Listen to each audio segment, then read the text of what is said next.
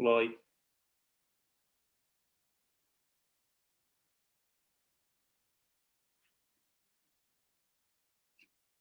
oh wait, there we are on Facebook. There we are. We're live. We're here. Facebook. We're queer. We're ready to go. Facebook. Can I call in now? You should go Okay. ahead and go live on Instagram. Do it. Wow. Hello, friends who are joining us on Facebook. You are seeing us in our Friday morning glory. Truly unhinged. Oh, we're too hinged. We are hinged. All right, Just watching Oronde continually. like to upload. I think, shouldn't it? I don't know. I'm really not an Instagrammer. Let me It's see. okay. Okay, so on your home page, so if you're on the home page, then you like press and hold your story. And then towards the bottom, it'll say add to your Live. story. Oops. Sorry, I had the sound off of you because I was trying to get my sound on my phone going. Ooh. Balancing all these sounds. Okay, so we have the Doing great. live. Okay, Yay. perfect. Checking connection. I'm live. Yay. Awesome. Okay, we are doubly live. Okay. And we're gonna tune in. What's the word? Join. I should know what word it is. Mhm. Okay, hello Audience. everybody. So I'm Sophie. I hacked the Instagram page here, and Oronde and Catherine are gonna join in a second. I'm like so new to lives. I've been trying to hop off Instagram a little, but here I am. Hi, somebody. Oh, hello from chem class. Thank you for joining us. Someone's in chem class? Fun. I don't know why I love that so Let's much. see. Let me turn this off. Let me get Oronde up in here. We're working there we on go. it. Yay. Perfect. All right, here I am. And now I'm requesting. Whew.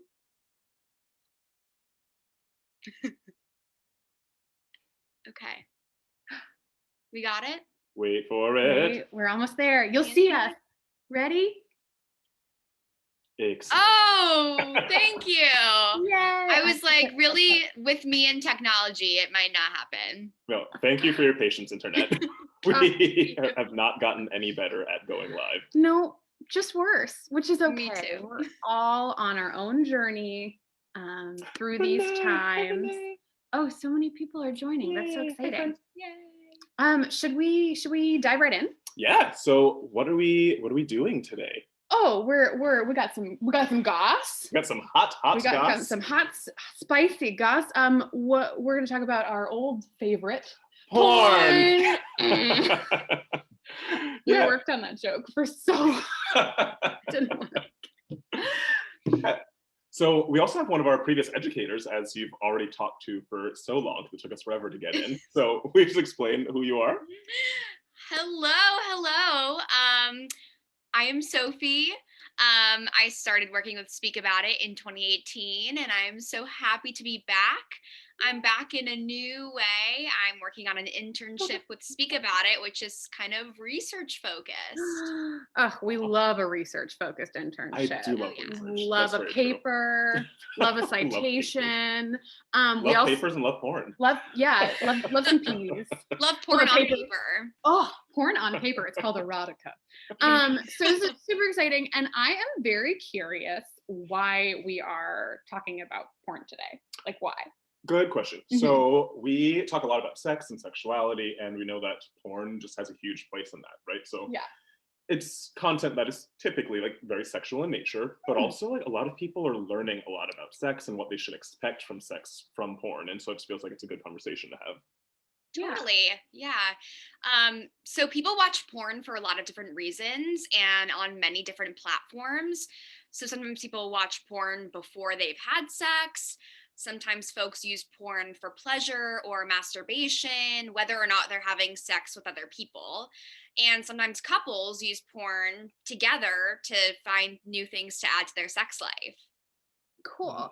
And I feel like this is something that always gets me thinking, like, okay, so porn, obviously, like, we watch it to like learn about sex and things like that, but like everybody knows the difference between like real life and porn, right? So like how much does porn actually have an influence?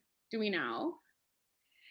Yeah, I think that it totally can have an influence. I mean, think about sex in media. So, like, a lot of relationships that we see in media are heterosexual.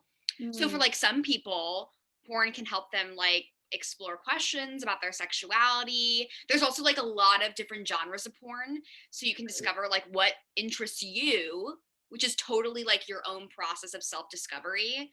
And also, like, for folks who masturbate while watching porn, like just that act with your body can be a huge stress relief. And so it's also really important to be a conscious consumer when it comes to porn. So like do your research and make sure research make sure that the people creating the porn are giving and getting consent, and also like pay for your porn, which you guys talked about a lot in porn part 1. So definitely check that out if you need some more information on all that stuff. Yeah. And we did porn part 1 like years ago at this point now. I think it was like 2 years ago. Yeah, right? which feels like 100 because there's a little pandemic happening right now. And I'm wondering how the pandemic has actually shifted or changed people's porn habits or porn consumption. Yeah, I think that it's like totally changed for consumers and creators. Okay, I was literally, before I got on this call, I was listening to this week's episode of This American Life, which is called Secrets. And the last section is about this mom who makes porn at home, and now her kids are like at home learning all day. Oh, wow. And so she's to like navigate what that means now and like find times to film. And her kids are young too, so they don't totally like, they haven't had a ton of conversations about it. But it is a really good episode, like all in all, and also that part, like specifically, really recommend checking it out. Oh my God. That is fascinating. Yeah, I will definitely check that out. When NPR is like reporting on people's porn habits, you know that like there's been a change. Yeah. Yes. Well, and so I also think it's interesting because I think the pandemic has like really changed like a lot of people's interaction with sex and how they're defining sex, and also their interaction with like porn and masturbation. I think some people are like really leaning quite a bit harder in like, and no puns intended if any of this, but people like leaning quite a bit harder into porn.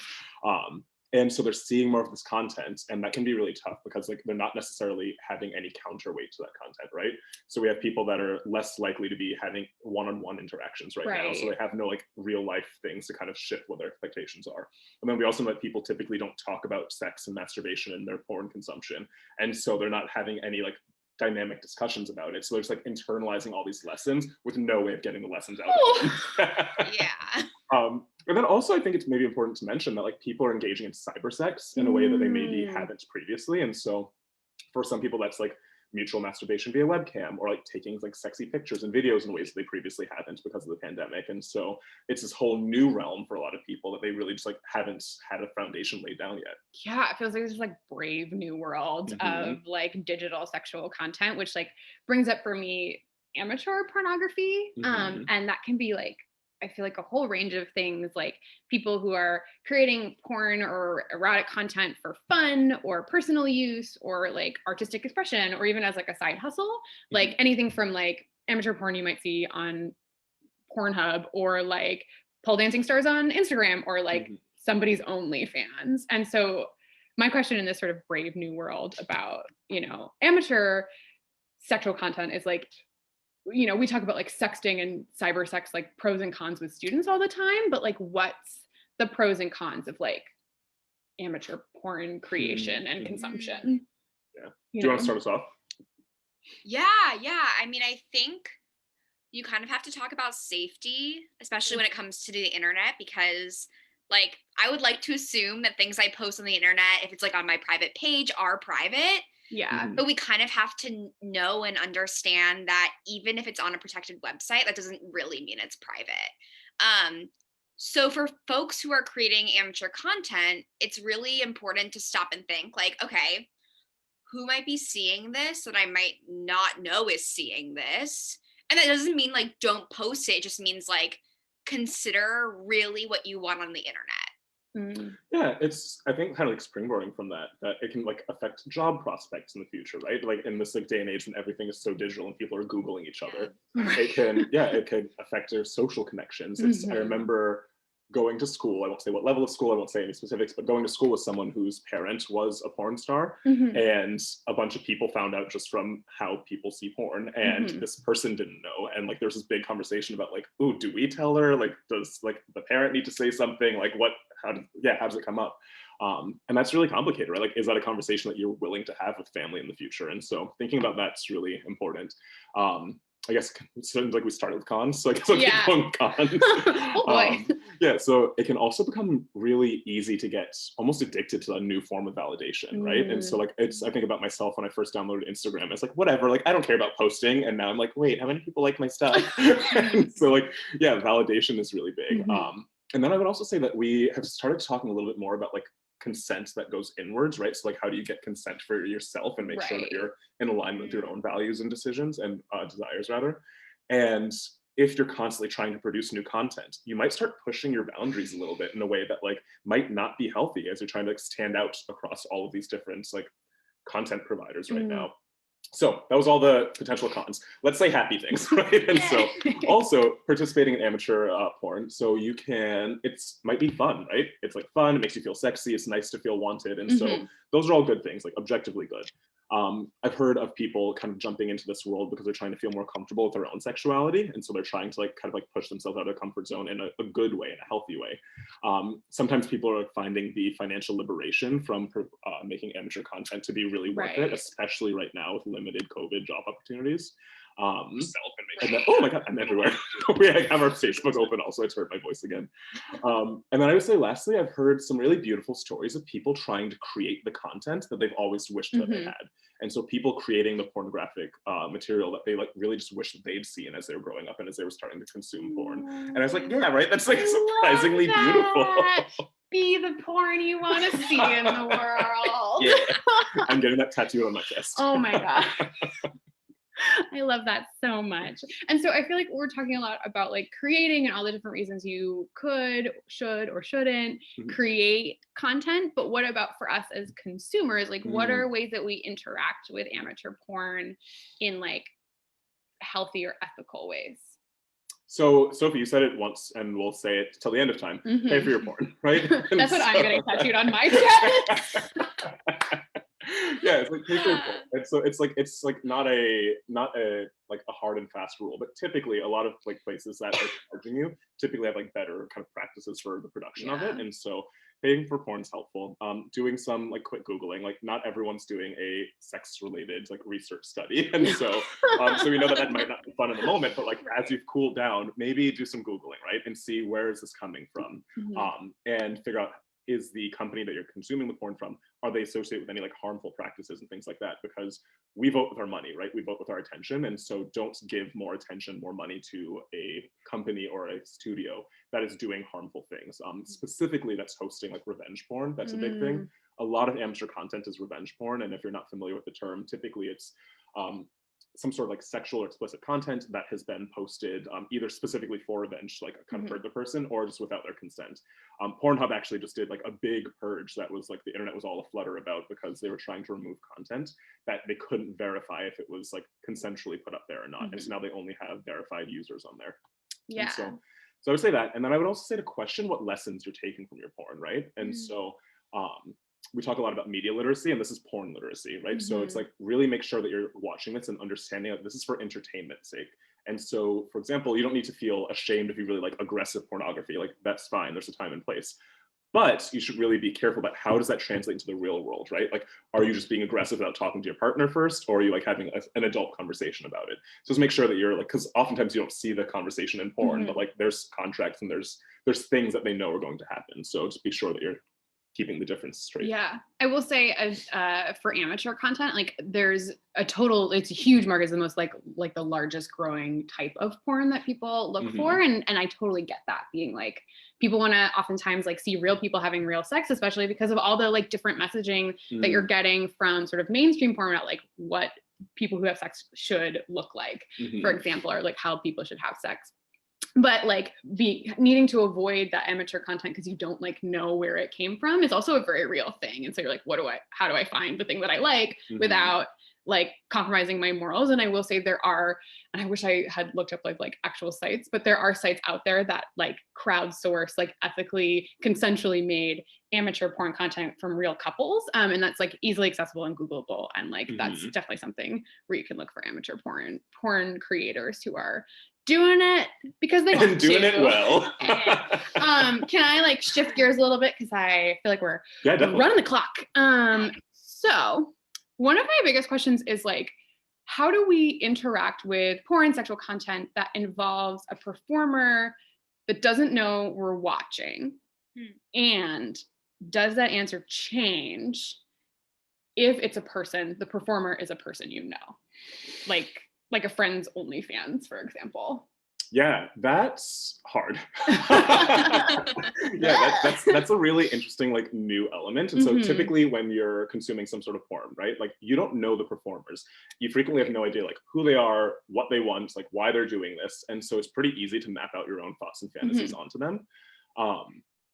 You can have like, I don't know, we have thoughts about like maybe good ways of interacting with like porn like that with folks that you don't know and treating them with respect. But I feel like we are already running the clock a little. Yeah, so maybe specifically. So we might loop back to that in like a follow-up post or something. But I will say, remember that it's a human person, right? And like not just a sexual device for you. And so like that's, I think, the big take on that. So friends, how do we consume our friends' porn?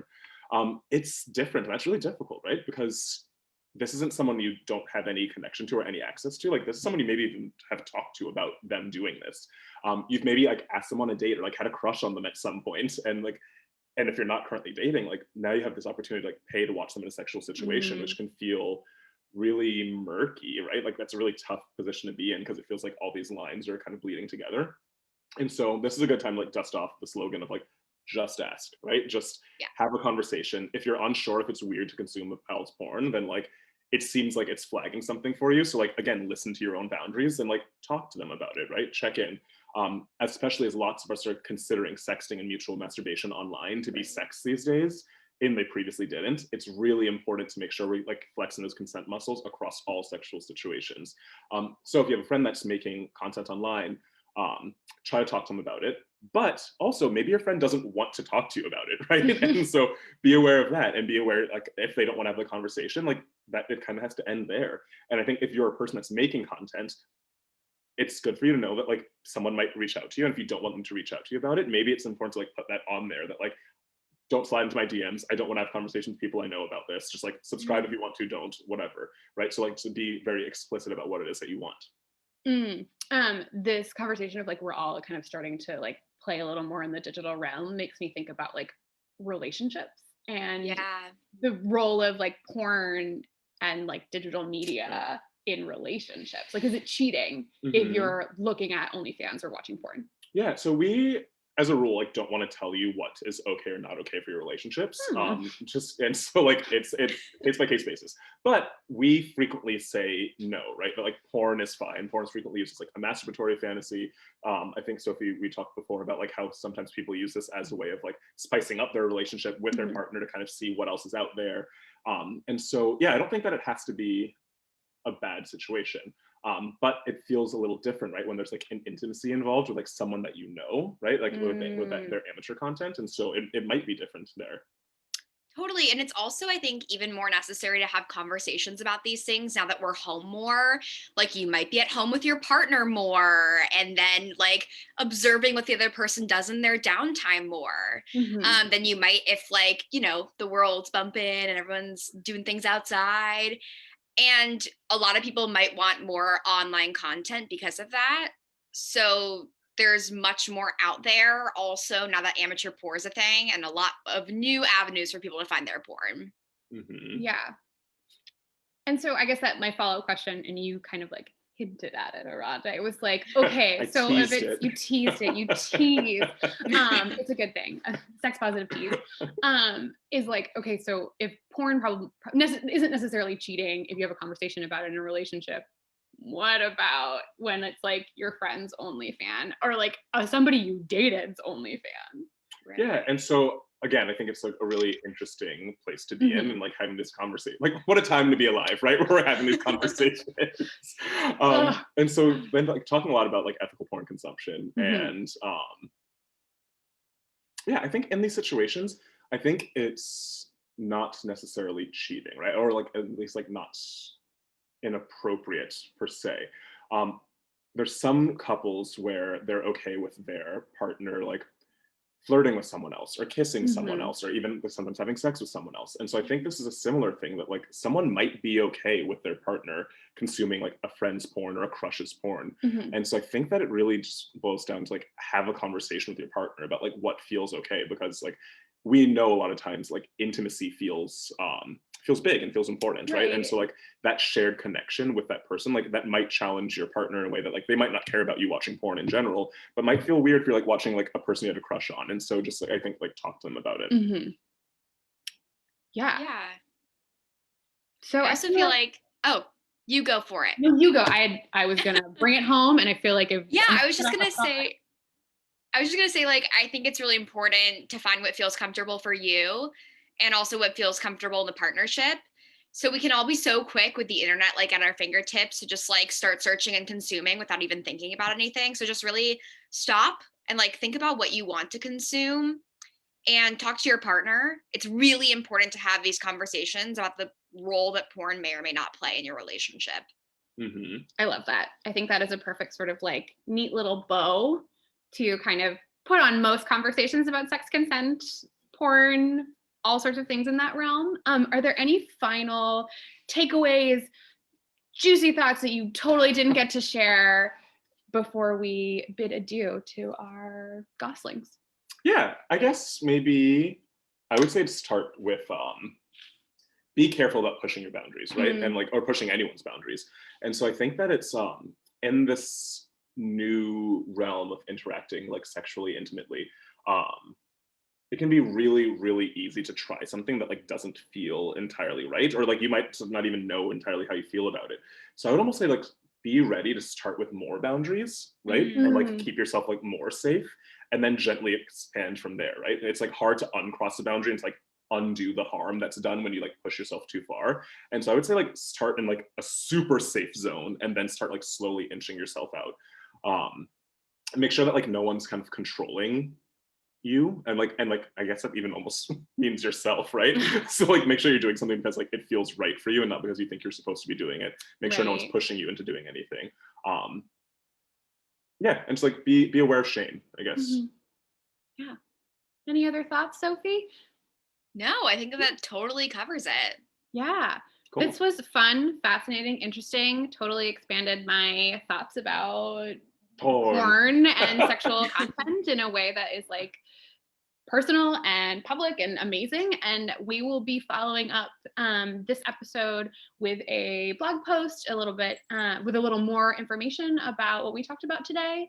And hopefully you'll hear and see more of Sophie in the upcoming weeks, and tune in Jocelyn. Next month. Mike. Thanks for joining us. Have a lovely day, everyone, and happy porn. Happy porn to all. Happy porn day. Okay, bye. I'm going to awkwardly try to close. Bye.